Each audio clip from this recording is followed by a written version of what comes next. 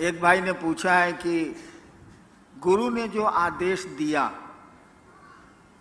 उसको करने से उनकी दया मिलती, छोड़ दीजिए उसको।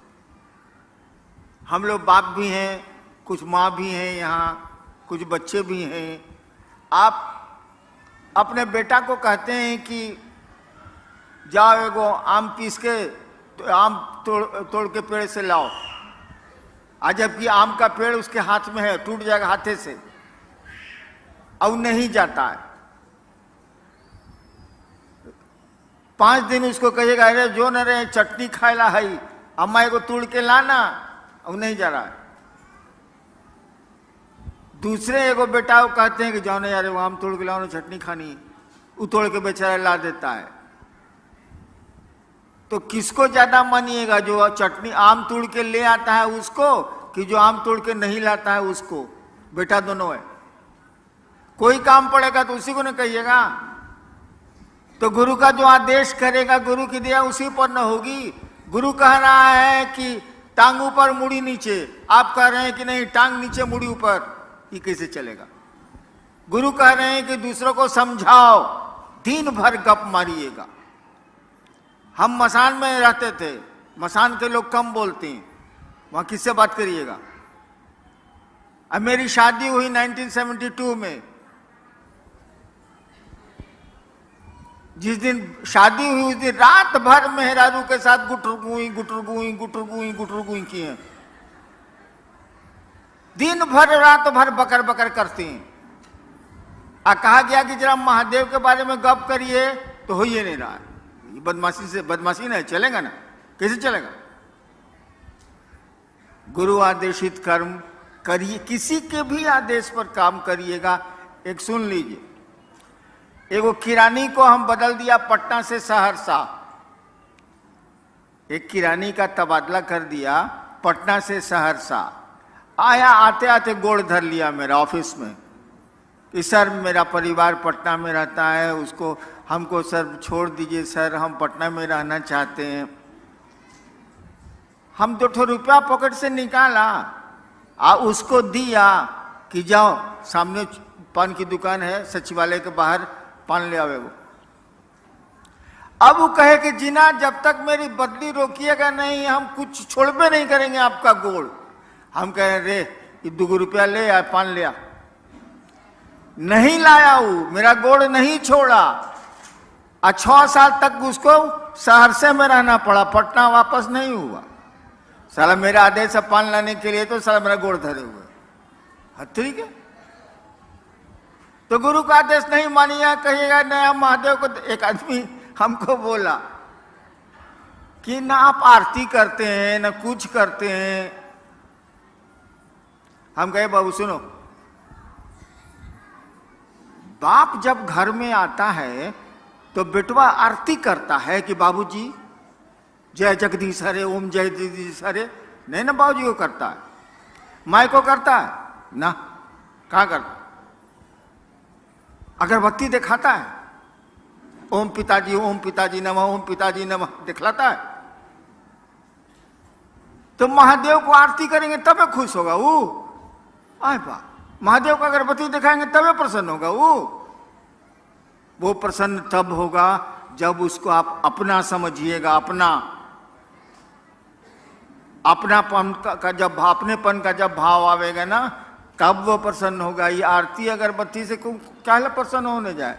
ठीक है ना से हाँ ठीक है, चलो एक अच्छा काम है करते हैं, लेकिन कोई जरूरी थोड़ी है।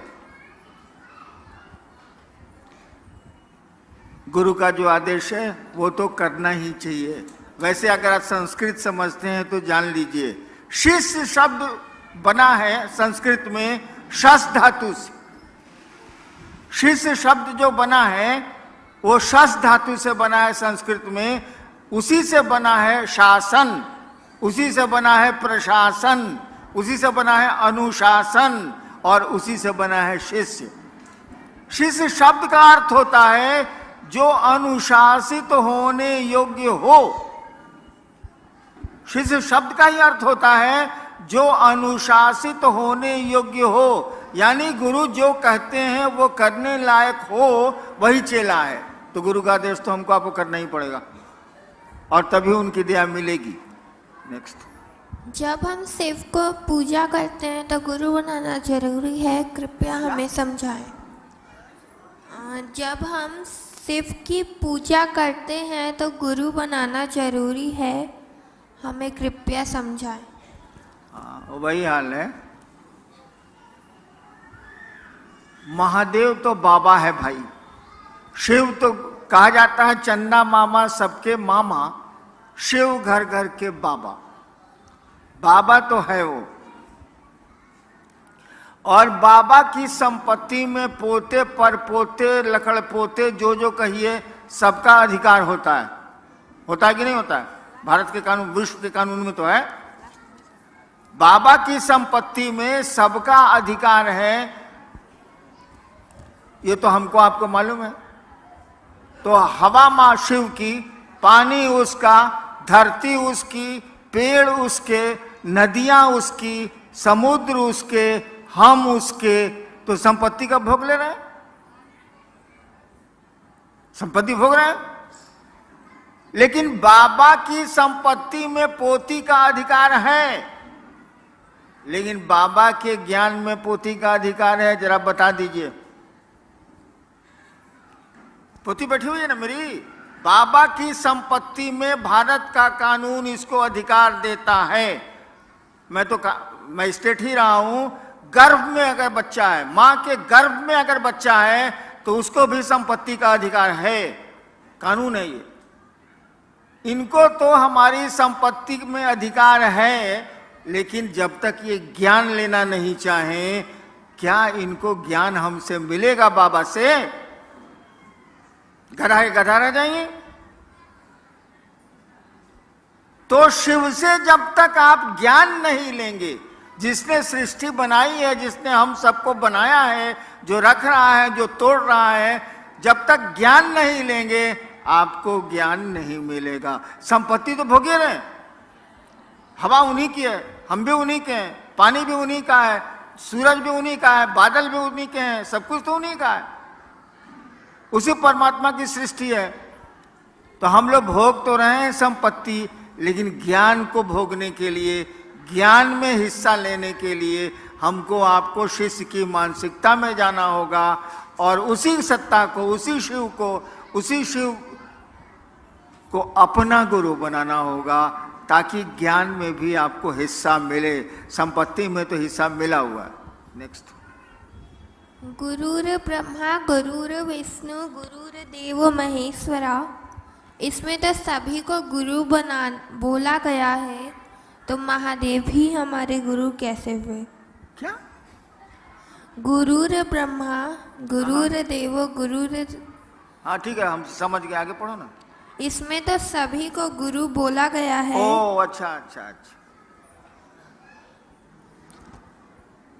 भाई साहब ने पूछा है कि गुरु ब्रह्मा गुरु विष्णु गुरुदेव महेश्वरा में सब देवता को गुरु बनाया गया है, तो शिव को गुरु मानने की जरूरत, सब देवता तो गुरु है ही ले। भोजपुरी में वो कहावत बा, भगचोनर हुआ का हो। हाँ, जैसे मैं आया, इस हॉल में आया तो इतनी बत्तियां जल रही थी कि हम चुनहरा गए। हमने कहा बंद करो, मैंने तेज रोशनी में नहीं सूझना, भगचोनर। अरे भैया वो संस्कृत है, उसका अर्थ ठीक से लगाओ ना, उल्टे कर दिया। गुरुर ब्रह्मा यानी गुरु ब्रह्मा है। साला संस्कृत में इसको 0 आया होगा परीक्षा में। गुरुर ब्रह्मा, गुरु ब्रह्मा है। ब्रह्मा माने सृष्टि की को उत्पन्न करने वाली शक्ति, जिसको ब्रह्माणी शक्ति कहते हैं, उसके धारक देवता को ब्रह्मा कहते हैं। यानी गुरु के पास वो पावर है, वो शक्ति है, जिससे वो सृष्टि की उत्पत्ति ईश्वर जो करते हैं वो गुरु के पास भी है। गुरु विष्णु यानी गुरु विष्णु हैं, वैष्णवी शक्ति जिससे पालन पोषण संसार का होता है, उसके देवता विष्णु कहे जाते हैं। गुरु के पास यह भी पावर है जो विष्णु के पास है। गुरु देवो महेश्वरा, वो जो ईश्वर हैं, जो महेश हैं, चीफ कंट्रोलर हैं। महेश का मानी होता है नियंत्रक। वो भी गुरु को पावर है, यानी नहीं रहेगा तो आज जीव को कैसे उसे बनाएंगे। इसीलिए कहा जाता है गुरु ब्रह्मा है, गुरु विष्णु है, गुरु महेश्वर है, गुरु साक्षात परमात्मा है। भाई तो पूरा ट्रांसलेशन है कि उल्टी दहलोस। सीधा उसका अर्थ यही होता है, उल्टा अर्थ मत लगाइए। संस्कृत है और ये तमिलनाडु में तो संस्कृत मूल भाषा है, किसी से पूछ लीजिए। शिव शिष्य बगिया का फूल तो नहीं बन सका, लेकिन आपसे प्रार्थना है कि आप अपने चरणों के धूल तो कम से कम बना लीजिए। अच्छा, एक भाई ने कहा है कि शिव शिष्यता की बगिया का फूल तो मैं नहीं बन सका, आप अपने चरणों की धूल हमको बना लीजिए। हम तो अपने सारा धूरी हैं। हम हमारे पांव की धूल लेके क्या करेंगे। हमारे तो गुरु शिव हैं, उनकी धूल ही लीजिए तो कुछ काम भी बन जाए, कुछ जगत भी ठीक हो जाए और कुछ पारलौकिक जगत भी ठीक हो जाए। मेरी धूल लेके क्या करेंगे। जैसे आप हैं वैसे हम हैं। आप भी शिव के शिष्य हैं, हम भी शिव के शिष्य हैं। दोनों में कोई फर्क तो है नहीं। नेक्स्ट। मेरा बेटा शिव से को गुरु मानने के लिए तैयार नहीं, तो क्या करें। एकदम ठीक है। एक भाई ने पूछा कि मेरा बेटा महादेव को गुरु मानने के लिए तैयार नहीं है। इससे बढ़िया बातें नहीं हो सकती है, छोड़ दीजिए।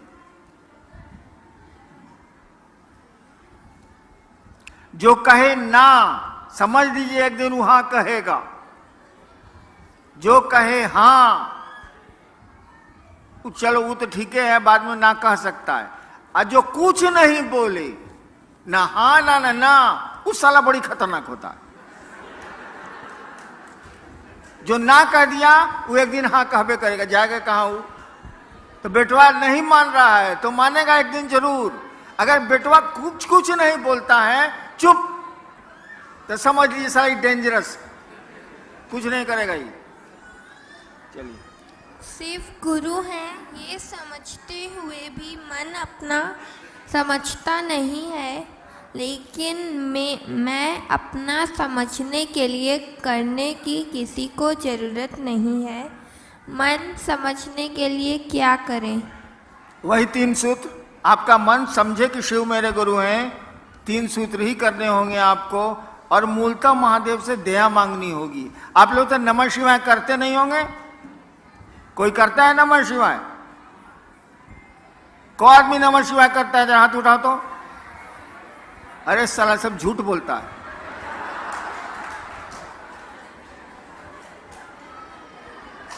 अच्छा एक बात बताओ, जरा शांत हो जाइए भाई साहब। सांस जब भीतर आती है, हर एक आदमी की सांस आती है। सांस जब भीतर आती है तो नमः आया। अपनी गति में, आपको तेज कम नहीं करना है। जैसे सांस चल रही है उसी गति में सांस जब भीतर आई तो नमः आया। सांस जब बाहर गई तो शिवाय गया। इसको रोज कौन कौन 2 बार करता है, 1 बार करता है? कौन करता है? सब करबे करता है। अच्छा गिराइए, धन्यवाद भाई, करते हैं तो। सांस प्रश्वास पर नमः शिवाय करते हुए महादेव को याद करिए। आप 2 मिनट से ज्यादा नहीं टिकिएगा, बाजार में मन चला जाएगा, इधर उधर मन चला जाएगा। नमः शिवाय को आपको टुकड़े टुकड़े में करना है। सांस पर 1 बार किया, 5 बार, 11 बार से ज्यादा मत करिए। फिर 2 घंटा के बाद 2 बार कर लिया, फिर 3 घंटा के बाद एक बार कर लिया, ऐसे ऐसे करके उसको टुकड़े टुकड़े में सांस पर ऐसे ऐसे सांस मत खींचिएगा प्राणायाम की तरह, जैसे सांस चलती है उसी तरह से नमः आया शिवाय गया, उल्टा भी मत करिएगा। नमः ही भीतर जाएगा, शिवाय ही बाहर जाएगा, उल्टा मत करिएगा। इसको करिए, करना चाहिए आपको। सोने के पहले जरूर करिए, जागने पर कोशिश करिए कि हो जाए। होता तो नहीं है, साली चाय याद आती है, चाय शिव तो याद आते नहीं है, लेकिन जब भी जहां भी मौका मिले इसको करिए। चलो, मैं अपने गुरु महादेव के साथ साथ साहब श्री से विनती करता हूँ कि एक बार सेलम तमिलनाडु की धरती पर अपना पैर रखते ताकि मेरे गुरु महादेव का 3 सूत्र तेजी से हो जाए। इसके लिए मैं साहब श्री से दया मांगता हूँ। सेलम आने के लिए मुझको निमंत्रण दिया जा रहा है। हमको समझ में नहीं आता है कि साला हम 70 साल के हो गए, इस ससुरा सब हम ही को बोलाता है, अपने नहीं आता है। गजब हाल है। वैसे मौका मिलेगा तो मैं जाऊंगा, लेकिन क्या मौका मिलेगा यार। पुरान गाड़ी, हॉर्न बजता नहीं है, गाड़ी को चलाना पड़ता है, गाड़ी चलती है तबे कहती है हट न तो छिप देव, हट न तो छिप देव, हट न तो छिप देव। क्या करें यार। वैसे आएंगे। नेक्स्ट। मेरे तरफ से साहब श्री को जन्मदिन की बहुत सारी बधाइयाँ। आप बहुत लंबे समय तक हमारे बीच चमकते रहे, ज्ञान की रोशनी की तरह। शिव गुरु से यही मेरी कामना है। ठीक है, समझ गया समझ गया समझ गया। किसी भाई ने मुझको जन्मदिन की बधाई दी। आप एक बात जान लीजिए कि जब मैं पैदा हुआ था वो बहुत घनी अंधेरी रात थी। सुबह पैदा हुआ और रात में दिवाली मनाई गई थी। दिवाली के दिन मेरी पैदाइश। रोशनी तो जल गई शाम में मेरे पैदा होने के बाद, लेकिन मैं अंधेरे में पैदा हुआ था। दिन का समय था, 8 बज रहा था सुबह का, लेकिन रात बड़ी काली थी। मेरी जिंदगी भी काली है, खुशियां नहीं है मेरी जिंदगी में, लेकिन सोचता हूं कि आपकी जिंदगी में खुशियां आ जाएं तो मेरी जिंदगी भी खुशहाल हो जाए।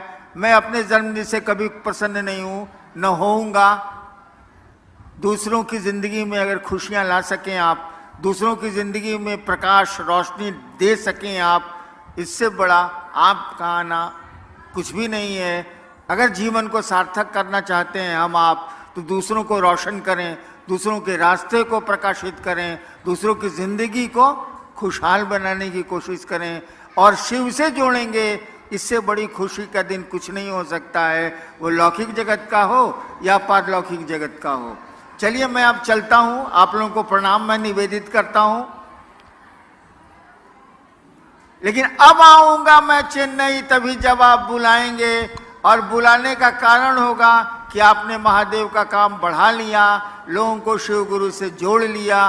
और जोड़िए, हम आपके साथ हैं, वो महादेव भी आपके साथ है। आपको प्रणाम।